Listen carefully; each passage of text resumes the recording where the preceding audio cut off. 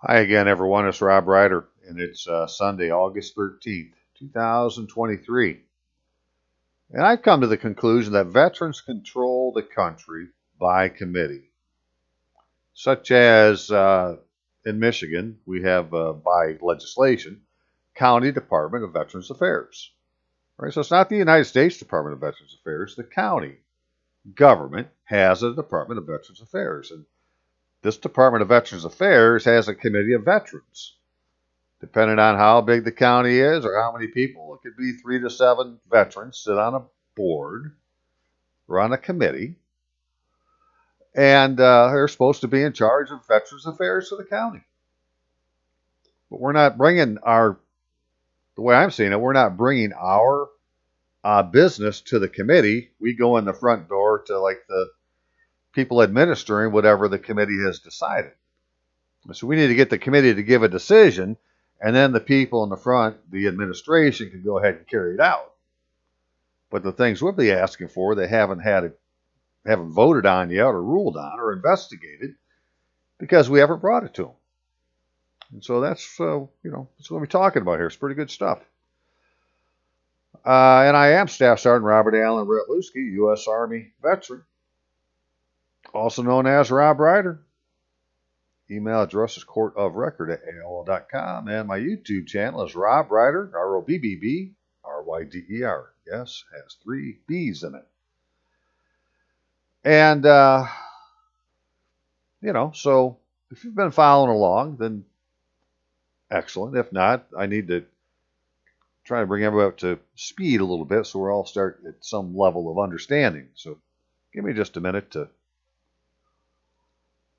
put some things together here. Just for example, so Kent County Veteran Services is the name of the organization, right? If you walk in the front door, you may not like the answers you get if you're a veteran. But that's the administrative part. What they're not showing or don't talk about is the fact that, well, there's a board that runs whatever happens in there, and we should be taking our stuff to the board. So I'm talking about something like this. Kent County Veteran Services is the county Department of Veterans Affairs, and it has veterans that sit over a board that are part of the county government. Right? Well, that's freaking huge. That's, it's one thing to be the American Legion or, and be a private organization. It's another thing to be part of your local government. So, yeah. And if you're really new, a veteran, really new, have not watched my videos, you might want to go back to my channel, which is Rob Ryder, ROBBBRYDER. And I had done a few here recently, AWOL, Veterans, Return to Military Control. Right? Then one that had a lot of good information, But unfortunately, I was using all my documentation to show, all these lies and errors that are in your DD-214 and so forth and so on. So then I removed all the, personal information. That's why it was removed. I was just showing my complete document, addresses, phone numbers, social security number, so forth and so on. I pulled it off.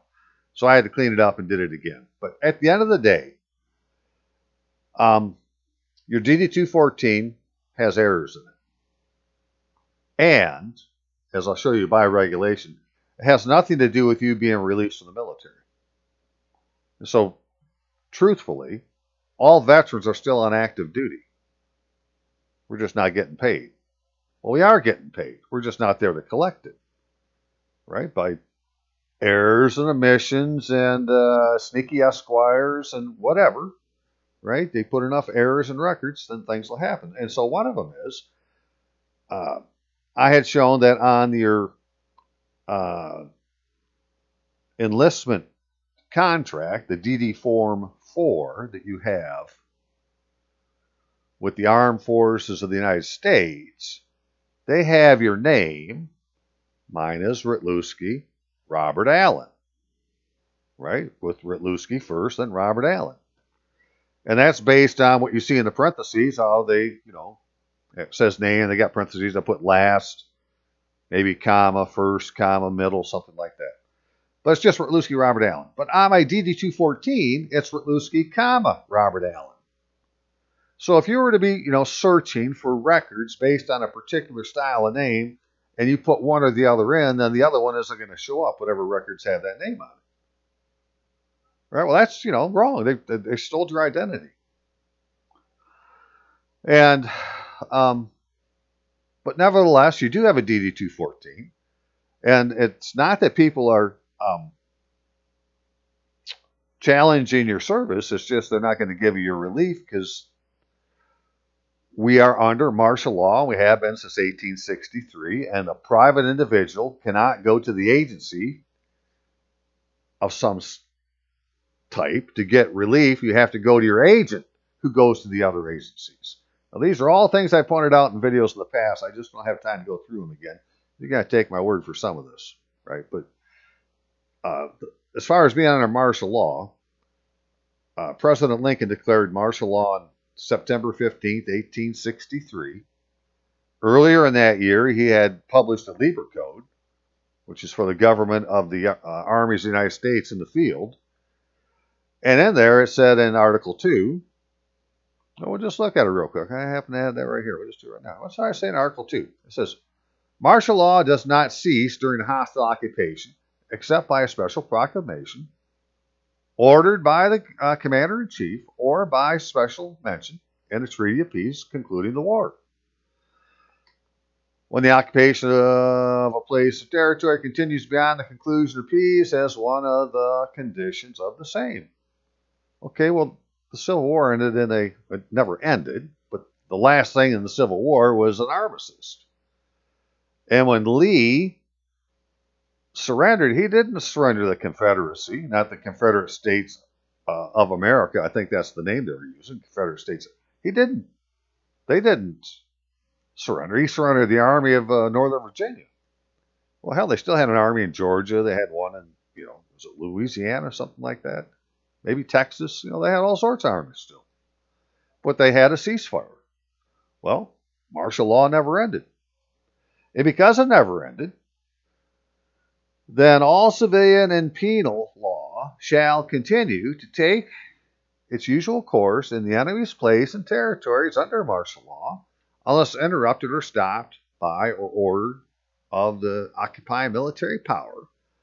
But all functions of the hostile government, legislative, executive, administrative, whether of a general, provincial, or local character, cease under martial law or continue only with the sanction or, if deemed necessary, the participation of the occupier or invader.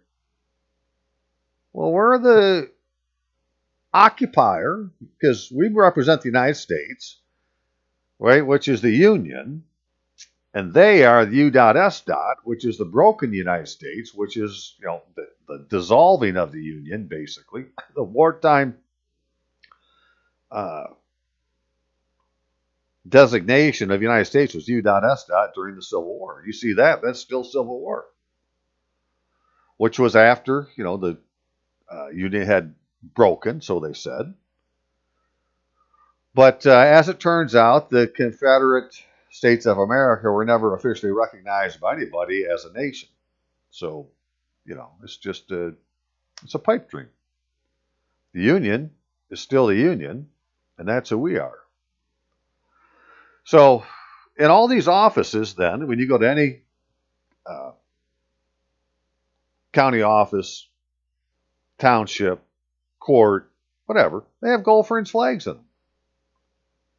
Well, a gold fringe flag is, it's a flag that can only fly in certain designated places by an Army regulation, which happens to be, it's AR 840-10 if you want to go get your own copy. When you go to Chapter 2, Section 3, you will read that the national flags listed below are for indoor display and for use in ceremonies and parades. For these purposes, the flag of the United States will be of rayon banner cloth, heavyweight nylon, trimmed on three sides in gold and yellow fringe, 2 1/2 inches wide. Well, what about that then? Well, then authorization for indoor display, because now this is the flag that has been decided can be displayed indoors, right? Well, what about it? Who can authorize it? The flag of the United States is authorized for indoor display for each office, headquarters, organization, blah, blah, blah, military office, military court, room, Army element, ROTC, senior executive service, which this is Obama's secret army. They're in the secret executive service. You know, they all have the same rank as a general, people that are SES, senior executive services.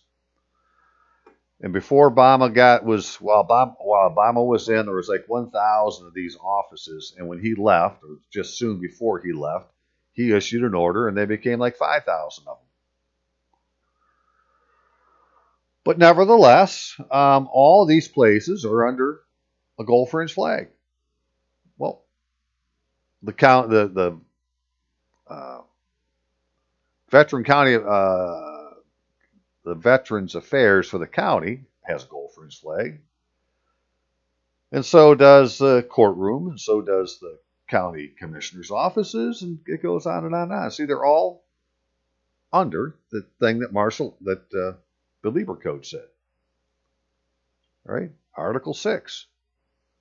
Right? They've continued on, even though there's they have participation by us, by veterans. We're part of the occupier. And again, this is for people who have not watched my videos before. If you've watched them, you heard me say these things quite often. But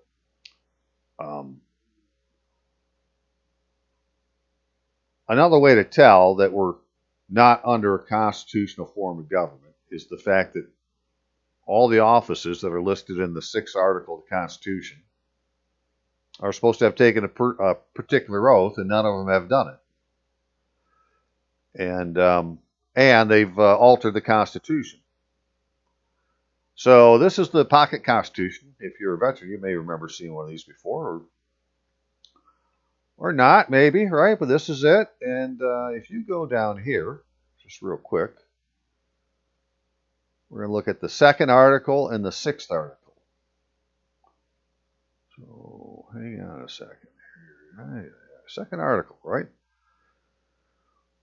So in the pocket Constitution, the one you can get right now, it says the executive power shall be vested in a president of the United States of America. Well, as an enlisted man who took an oath of office, it's like, well, I didn't take an oath to the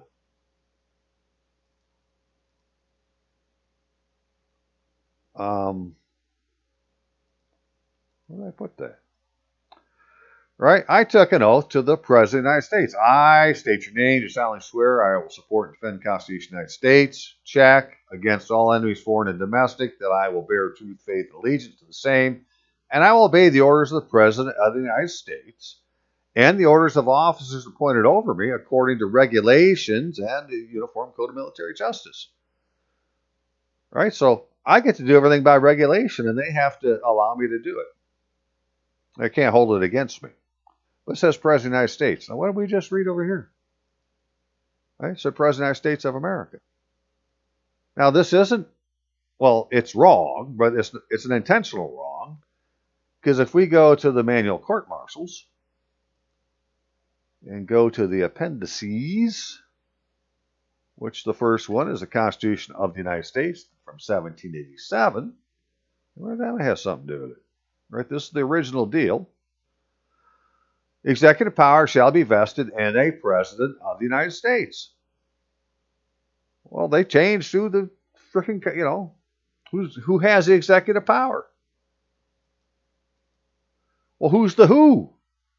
Well, if we go down here, then we go look at Article 6, where it says the Constitution, right here. The senators, representatives before mentioned, the members of several state legislatures, and all executive and judicial officers, both of the United States and of the several states, shall be bound by oath or affirmation to support this Constitution. Which Constitution? Well, the Constitution of the United States. But no religious test shall ever be required, like so help me God, as a qualification to any office or public trust under the United States. Well, that's pretty cut and dry, right? These people here have taken oath to support the Constitution without a religious test. Well, that's not what's happening. Now, it didn't say enlistees have to do this. So the fact that I take an oath, or an enlisted person takes an oath, any enlisted person takes an oath, that says to help me God, that's perfectly fine. That's a religious test, and you can take it or not. But, it's part of the oath. So they can't take an oath. These other people can't take an oath that says, so help me God in it, which is the oath that's taken by military officers, where this is the oath of a commissioned officer. I, state your name, do solemnly swear. Now, interesting. That's how they show it here, but they actually put their social security number in. Right, and so it's worded different. I support and defend the Constitution of the United States. So we have that part in common. Bear truth, faith, and allegiance to the same. Yep, we got that in common. They take this obligation freely without mental reservation or purpose of evasion. I will faithfully discharge duties of the office which I am about to enter. But that's the same oath that's in Title V, United States Code, Section 3331. Which is for an individual, except for the president, elected or appointed to an office of honor or profit in the civil service or uniformed services. Well, it didn't say anything about the state legislature or senators or representatives, but this is the same oath that senators and representatives take. This one right here. Okay, well, this has got a religious test in it. How can they be taking this oath? Well, it turns out this isn't the oath that should be taken, because this is for people that are elected or appointed to an office of honor or profit in the civil service or uniformed services. It didn't say a damn thing about the senators and representatives before mentioned and members of several state legislatures and all executive and judicial officers. Right, both the United States and the several states. So that means your governor needs to take this oath that I'm going to show you and so forth and so on. And so what is the oath? I mean, what is it they're supposed to do? Let's get to that real quick. So the very first law signed into the very first act of Congress signed into law is 1 Stat 23, 1 STAT, Stat 23. Statutes at Large, first book, page 23. An act to regulate the time and manner of administering certain oaths on June 1st, 1789. Hey, wasn't that the date, 1789? That was the date of that Constitution that the Army uses. Okay, and it says in there that the oath or affirmation required by the 6th Article of the Constitution of the United States, well, we just read that, shall be administered in the form following, which means you have to do it this way because this is the frickin' form. I, A.B., your name, do solemnly swear or affirm that I will support the Constitution of the United States. Period. That's the oath that satisfies the 6th Article of the Constitution, required by everybody who's mentioned in the 6th Article of the Constitution. And nobody's taken this oath. And it's just not them. If you go down here far enough, it'll say that the Secretary of the Senate and the clerk of the House of Representatives are supposed to take an oath also. The oath we just read and this oath, where now they say they're in the House of the United States of America. Right? Because they had to do that until shall at the time of taking oath affirmation aforesaid each take an oath after affirmation of the following form to wit. So there's like representing two different bodies, which is what the Constitution does, because the United States of America is King George's jurisdiction in the United States, right? When they had the Treaty of Peace, 1783, and they ended the Revolutionary War, you have to remember not everybody was, wanted to be separated from the king, and so part of the peace was, well, we're going to have this Constitution that says this is how it's going to be done here, and you guys can still be loyal to the king. Unfortunately, in his domain called the United States of America, unfortunately, esquires, which are crown agents of the king, have infiltrated these government agencies of the wartime government. And who was that bug-eyed mayor they had in Chicago? What was her name, man? Got crazier as time went on. Beetlejuice. She had said, she may be man, look like Beetlejuice, but she said one thing one time that's like, wow, ain't that some freaking truth, right? She said, I only need to control 3 offices to control a whole department. I need the director, the assistant director, and the inspector general. If they control those 3 offices, then there ain't, the bottleneck is closed. Nothing's ever going to happen. So, all these things matter. That's my point. If you're going to do it, you better do it every jot and tittle, and make sure they do it every jot and tittle. Because if they don't, then you can say, well, you didn't follow the regulation, which is what my oath says I'm supposed to use as my guide. How are they supposed to be doing it? And did they do it right? And if not, well, then go complain about it. So who do we complain to? Well, that's where the committee comes in, who we're going to get to in just a minute, because thankfully the act is only 3 pages long, and but it's a worthwhile read. So we'll get there.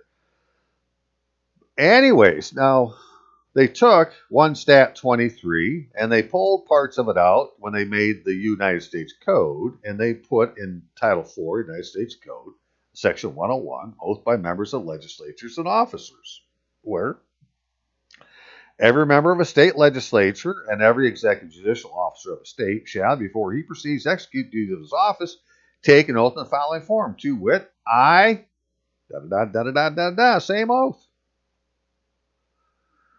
Right? Well, there has never been any judicial officer, no judge, that's ever been able to produce this oath. If you go to 102, then it says, such oath may be administered by any person who, by the law of the state, is authorized to administer an oath of office. And the person so administering such oath shall cause a record or certificate thereof to be made in the same manner as the law of the state as he is directed to record or certify the oath of office. So there's no excuse for somebody who had to take this oath not to have a copy of it, or to be able to get a copy of it. And they had to do this before they can, exercise the powers of their office. Shall, before he proceeds to execute the duties of his office. So you cannot be a judge of state law until you took this oath. And they seem to be doing it anyways. So these are just all indications that, well, whatever you're seeing out there as a government is not a constitutional government doing it constitutionally, because since this is in the United States Code, and 1 Stat 23 is still the law, it's never been rescinded, then that has to be done, and they're not doing it. Because the other thing it says in Article 6 is that the Constitution and the laws of the United States, well, that'd be 1 Stat 23 or the United States Code, which shall be made in pursuance thereof, and all treaties, that'd be like the Geneva Convention that says everybody in the military has to have a military ID, and since we're in the military, veterans, we should have a military ID, but we don't have one. Right? So that's not being followed.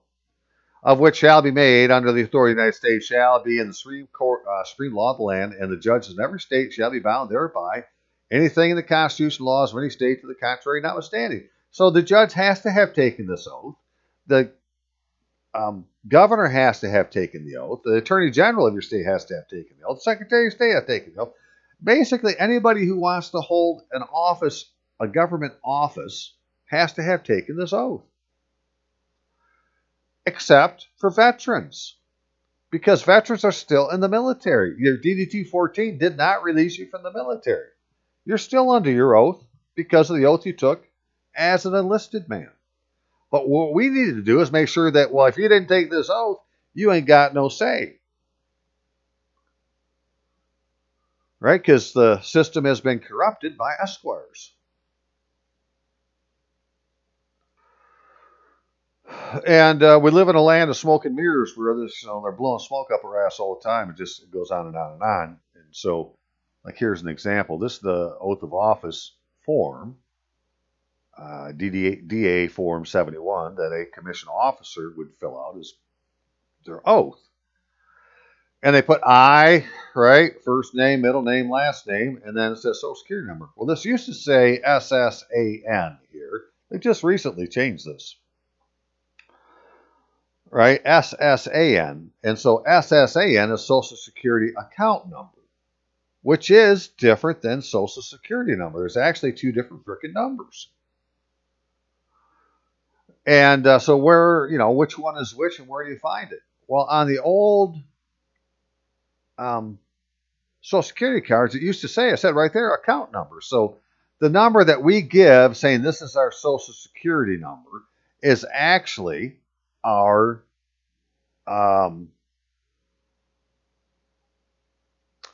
Social Security account number, right? But we don't have the authenticator, which is the Social Security number, which is probably the number that's on the back of the card, now thinking about it. But, now they don't say the same thing. See, it doesn't have Social Security Act that, they changed the way it looks.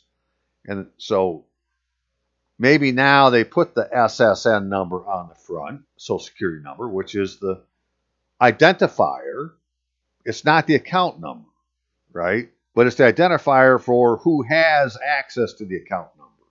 And so we need both of these numbers, the SSAN and the SSN. And if anybody ever figures out what theirs is, please let me know at courtofrecord@aol.com. I'd really like to know, how you found out.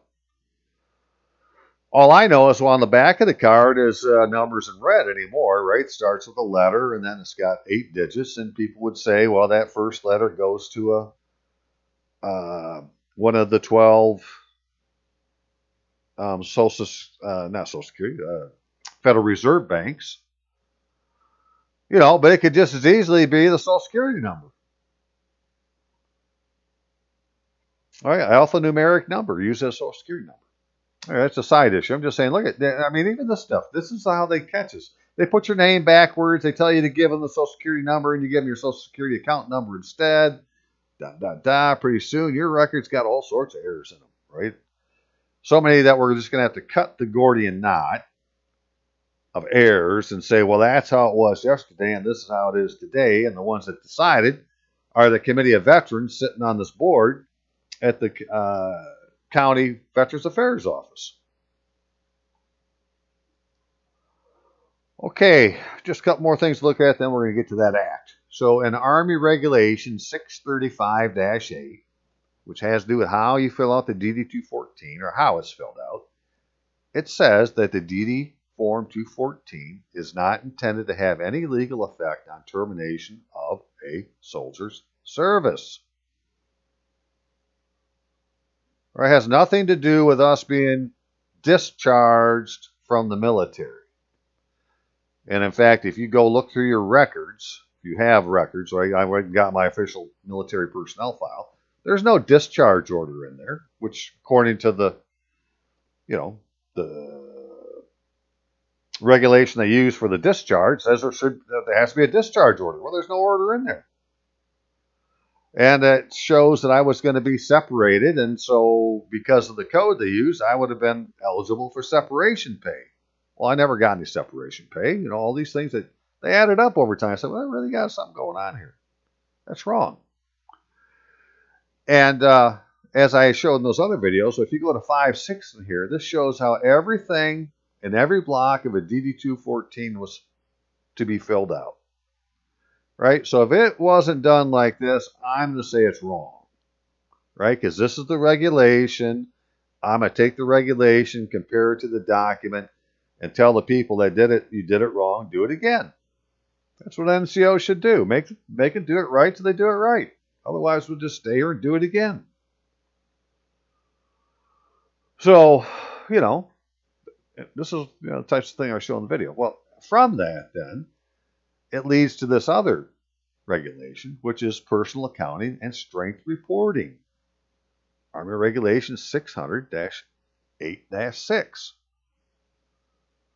which I explain in those other two videos that I recently done where all these things come from, right? Because when you read into a regulation, it'll reference another regulation, and you go look at it, you start reading it, and it references another one, or they reference a DODID manual, or all sorts of things. And it's one of the problems. It's almost too much information. But nevertheless, there is this information here where in this thing it said, where are you? Yeah, I want to go back to AR 635-8 for just a second, right? In Chapter 111, it talks about the Commander, U.S. Army Installation Management Command, who will assess installation transition processing and provide resources to support execution of transition processing. If you read enough of these, you say, well, this dude's really responsible for transition processing, which is what happens to you whenever you get discharged, retired, separated, so forth and so on. That this dude called the Commander, U.S. Army Installation Management Command, is responsible for it. And sure enough, ensured that all information on DD Form 214 and other separation documents is accurate. Well, it ain't, so it's his fault, and he's the one who should fix it. So anyways, this regulation, and I think it's actually on the form that the regulation talked about, which is the personal action form, which I talked about in the other videos I did, right, leads you to this regulation here, right, which is personal accounting and strength reporting. And because I don't want to take for all day doing this, I just want to show some interesting things that are in here. So under DFS, let's see. What does DFS mean? It means, right, date drop from strength, DFS. We'll find out they use DFS all over in here.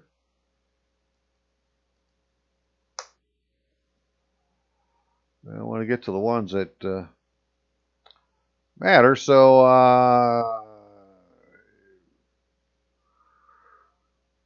these are the people that are supposed to keep track of you in the military. And they're supposed to be 100% tracking all the time. They're supposed to know where you are, what you're doing. Are you AWOL? Are you in training? Whatever the situation might be. Right? But there's cases where you may, be AWOL, and then you RMC, which is return to military control, from DFR, which is dropped from roles because you were a deserter, or DFS, which means you were dropped from being accounted for. Until you get to, right, and then you find out, well, they have all these different duty status codes you could have and still be, in the military. Awaiting disposition, absent without leave a second time, confined with civil authorities, AWC, is absent without leave, confined by civil authorities, and AWL is just absent without leave. And then you got captured, confined in the hands of civil authorities, convalescent leave, hospital, interned, missing, ordinary leave, present for duty, sick but not in line of duty, temporary duty, departed in transit, failure to gain, right? You left the transit system, you left the transit facility, and you never arrived at the place you're supposed to go. Now, a lot of veterans have a DD 214 that says, that they're leaving active duty and they're going to the reserves, but they never showed up. Right? Well, they'd be carried as TRA. So, it's all full. This is chock full of great information. But here we go. Right? You have drop from the rolls, are DFR, and do not remain on the member reporting unit. But drop from strength. These soldiers are dropped from the accountability of the Army. However, they are DFS of the Army for personnel strength accounting purposes, which I don't really understand that sentence exactly, but the next one gets Exclusion from the regular Army strength does not by itself affect status of a regular Army service member. DFS personnel may remain entitled to pay and benefits. Well, we are. We've just been dropped from strength. Except for prisoners of war or missing personnel, they remain members of the reporting unit until separated from service or until they're reassigned by higher authority. So the very last order that I had in my official military personnel file is an order that had me reporting to the transition center. Right? I had been, I was already there basically. But there's no order that I was ever discharged or anything else, right? So, somehow I've been DFS by the commander of ICOM. It's his fault. He's got to fix it. Right? That's the last place I was seen was under his command. And since there's 100% accounting and it's the commander's duty to get it done, then all this stuff is in this regulation. I just don't have time to go through it all again, right? But my point is everything is by regulation, and we're going to do everything by regulation, and we're going to uphold our oath to do so, right? And according to regulations, Uniform Code of Military Justice. So what this means then, because we're still active duty, we're still in the military, and that would mean a veteran cannot be charged by the indictment of a grand jury because it's unconstitutional. It's a violation of the Fifth Amendment. I've shown that in a number of videos also. And yet we have a whole bunch of veterans right now that are, sitting in jail in D.C. because of what happened on January 6th. Although there was never a riot or an insurrection or any of these other words. None of that was ever officially done. They just started using those words and assumed it was. But no one ever said, hey, this is an insurrection. Nobody issued the order. Never happened. Right? No one ever said it was a riot. Police never called it a riot because once they do, they go to a different level. Right? None of that stuff ever happened. It's all smoke and mirrors. But nevertheless, they're in jail, right? And they were charged by an indictment of a grand jury.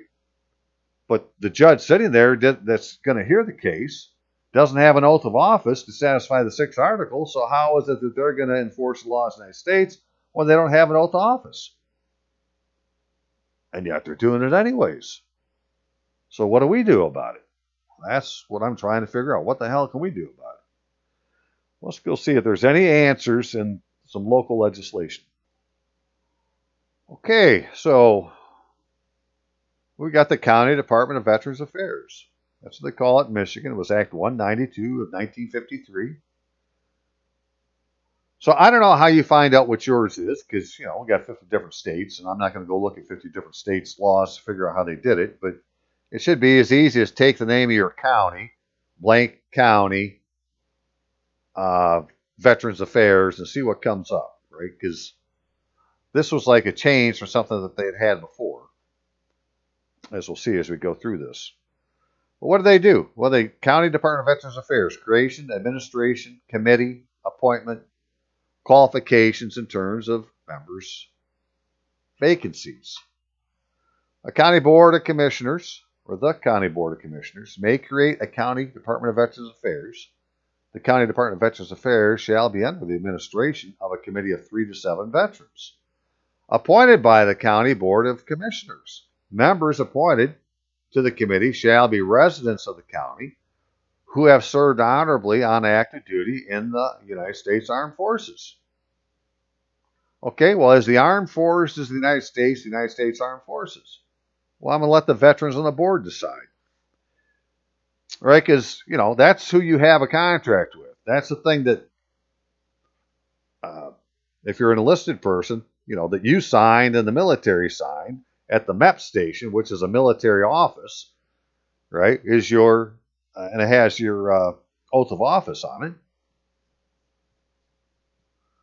Right? It's a binding contract, and it says on there that as long as you're in the military, you're entitled to pay, allowances, and other benefits.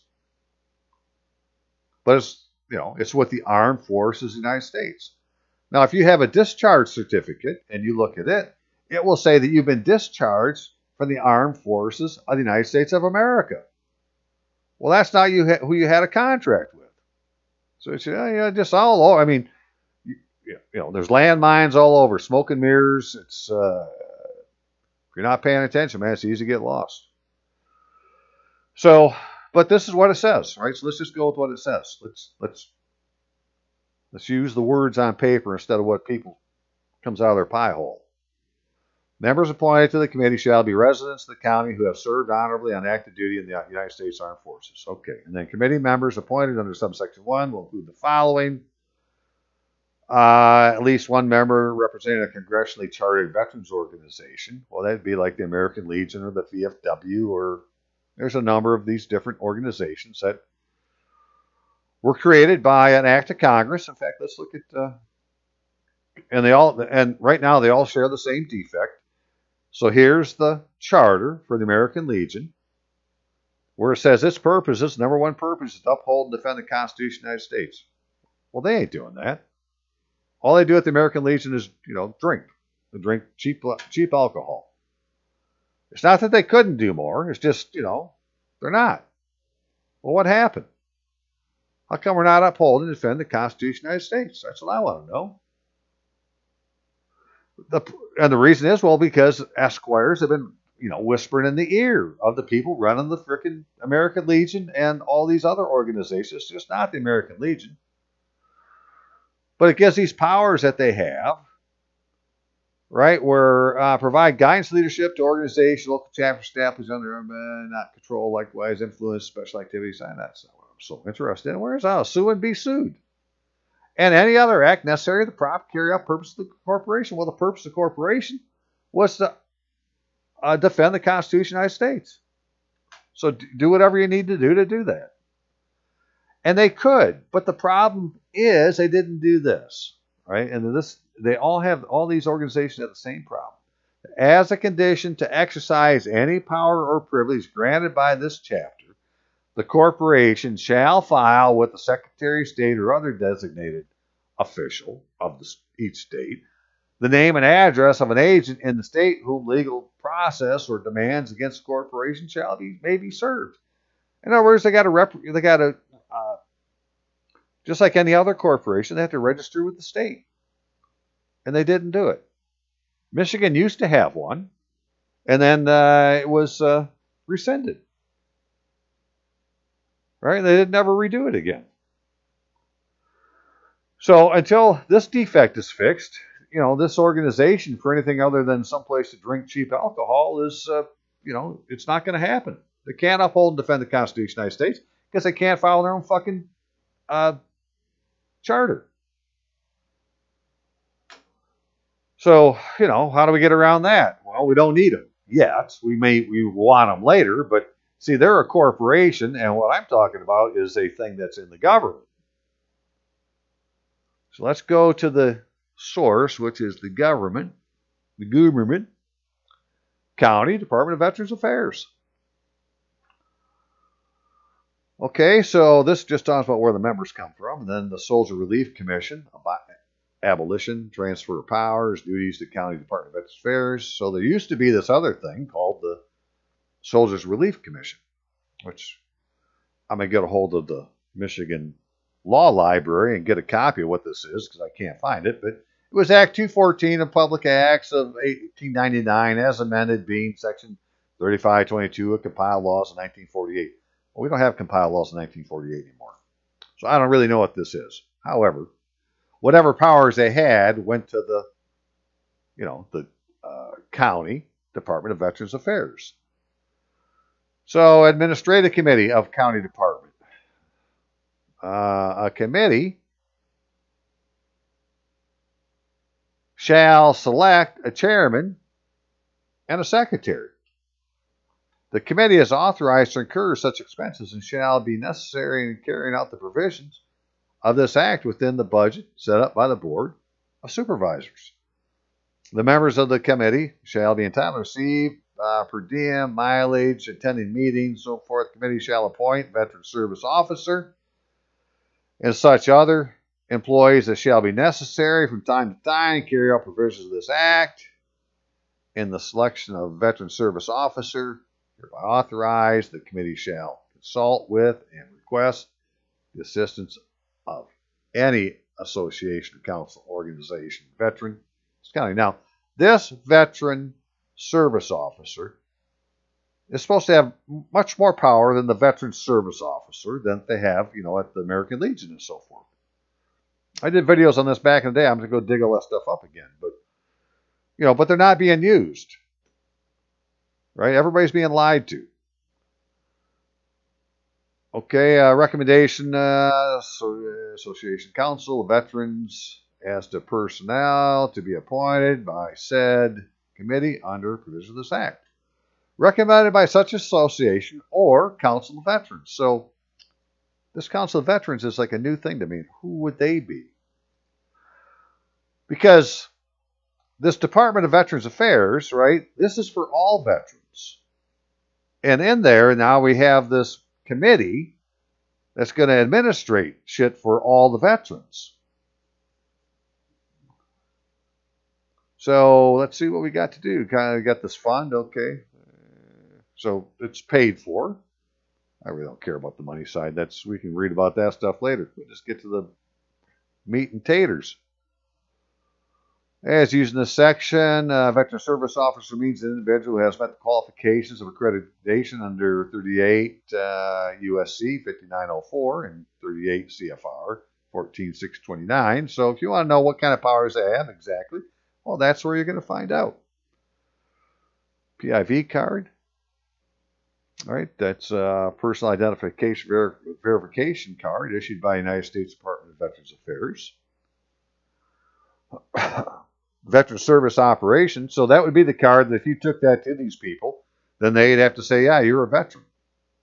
Right? But it's not a military ID, which is what we really need to have, is our military ID. DD Form 2, which has got a 2, it's a 2S and a 2R, I think, something like that. In case you're gray, what they call gray area retiree, and then a retiree. Veteran service operation means assistance programs of any kind to meet the needs of veterans of the state, right? So whatever they do, veteran service operation include or not limited to providing assistance, service for purpose assisting veterans of the state, providing advice, advocacy, and assistance to veterans, service members, dependents, survivors by accredited veteran service officer to obtain United States Department of Affairs health, financial, memorial benefits for which they are eligible. Okay, so that's good to know because it said service members. Because technically, you become a veteran after 180 days of active duty. That's how it was when I was in. But now that we're in a time of war, I think it's like 30 days. But technically, by the time you get done with basic training and your AIT, you're already a veteran. Right? So veteran doesn't mean that you've been released from the military. We're all still in. It's just some are active duty service members, and the rest of us are part of the organized militia, reserves. So what about this now? What kind of powers they got? Because this is where she comes down to what we need. County Department, powers and duties. The County Department of Veterans Affairs shall perform such duties and exercise such powers as shall be necessary in carrying out the provisions of this act. Everything we just read. And any and all other benefits to which veterans may be entitled as prescribed by the County Department of Veterans Affairs. So whatever the County Department of Veterans Affairs prescribes to be a benefit, then they have the power to give it to you. Well, I'm telling you, by our DD Form 4 agreement enlistees, right, we're still on active duty. Now, I'm 65 years old. I can retire, and if you go look at the pay rate, right, so for an E6 with 40 years of Let's just go look at it. Let me go look at one. Hang on a second. So it says, of all the retirement plans, the final pay system uses the simplest formula. You receive 2.5% of your final monthly basic pay for every year of service. For example, if you retire after 40 years of active service, didn't even say active duty, just active service, then you can expect to receive 100% of your monthly base pay as your retirement pension, not 50%. Right? So if you retired, you know, if you were active duty military, you retired after 20 years and you got half your pay, well, you're really not released from the military yet, so you're still on active service. So every year that should increase by 2.5% until after 40 years, you're at 100% of your base pay. Well, that isn't I don't believe that's what's happening, and I know that I'm not getting mine. So, right, so if we go look at basic pay table, just to know why it's worth your time to go get this figured out, because we still have to get some of the other side of the table to agree with us. But there's the pay rate. So if I was an E6 with 40 years of service, right, I would get retirement pay of $4,616 a month. It has nothing to do with your VA pay, disability pay. Or your Social Security pay, or any other pay you might get. This is just your retirement pay for 40 years of service. Well, let's say, I get out as an E3. What does that mean? Well, it means you're going to get $2,547 a month in retirement pay, right, after 40 years of service. Now, this is, you have to watch those videos I did to understand all of how this came about, but this is what we're dealing with today, and I'm not going to try to change it. I'm going to try to use it, or I'm going to try to do it. I'm going to try to, use my authorization, because I have this oath, to say, well, that county Department of Veterans Affairs is for me. I'm the veteran, and this committee of veterans that are on there to administrate what it is that the veterans want to have done. And so I want to bring them some new business and say, look, I'm still in the military according to these regulations. I'd like you to go get me my pay. And they should be able to do it for me. Or you.